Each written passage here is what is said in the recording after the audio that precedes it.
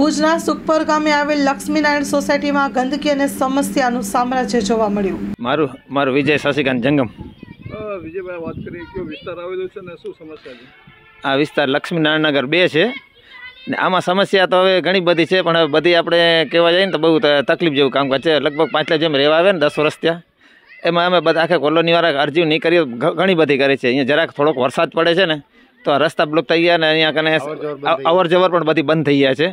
અને સરપંચને વારે ગાડી જ્યારે આવે ત્યારે શૂટિંગ ઉતારી છે મોબાઈલમાં, પણ કોઈ એક્શન નથી લેતા, નથી કોઈ મેટલ નાખતા કે કોઈ નથી કોઈ ખાતું ને. બીજી અહીંયા સાંજ પડે ને એટલે 60 થી 70 અહીંયા ગાયો આવીને રસ્તા ઉપર બેસી છે. આમાં સારા સાંજના ભાગમાં બહાર નીકળવું મુશ્કેલ થઈ છે. એ પણ અમે અરજી કરેલી છે પંચાયતને, પણ કોઈ એક્શન નથી લેવાના.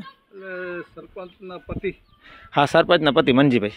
સરપંચ તો આવતા જ નથી? સરપંચને તમે જોયા નથી ના. જ્યારે પંચાયત મનજીભાઈ ને દેવસીભાઈ હોય છે ઉપસરપંચ સરપંચ.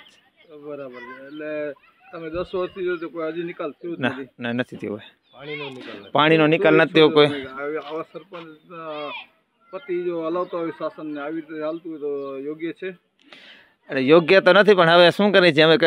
બધી રીતે અમે વધારે કાંઈ કરી છીએ તો અમને તકલીફ છે. પંચાયતના અમારે કોઈ કામ ના થાય પછી. હા, એક વખત અમે એના રોડ માટે મેં કહ્યું હતું કે કમસે કમ અમારા ઘર પાસે ન કરો તો કાંઈ નહીં, હોસ્પિટલમાં દર્દી જાય છે તો ત્યાં તો થોડીક મેટલ બે ટ્રેક્ટર મેટલ નાખી દો તો હા કરીને, પણ પડતી નાખતા નથી. ને બીજું કે જે એક વખત હું પંચાયતમાં ગયો હતો ત્યાં દેવસીભાઈ ને મનજીભાઈ બંને હતા, તો મેં કીધું કમસે કમ મંદિરની બાજુમાં થોડાક ઇન્ટરલોક નાખી દો તો માણસો સવારના દર્શન કરવા આવી શકે. તો એ કહે કે બિનખેતીનો એ કે કરેલો ને એનું બિલ જે બિનખેતી કરે એ નાખે કે આમાં પંચાયત ન નાખી, એવો જવાબ આપ્યો હતો. પછી મેં કીધું સારું, આખા ગામમાં બધા સરકારી પટ તો ક્યાંય નથી, બધે બિનખેતીમાં નાખે જ છે, અમને એવો જવાબ આપે. એટલે પછી દાંત દે નહીં, એટલે પછી જાજી પછી મગજમારી કરવામાં છે. અરજી ઉપર અરજી કરી કે અરજી કરી જાઓ. અમે અરજી ઘણી બધી કરેલી છે, બધી મારે ઝેરોક્ષ છે.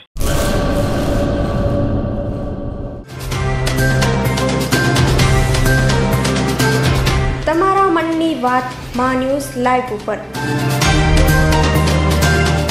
સાંજે 5:30 કલાકે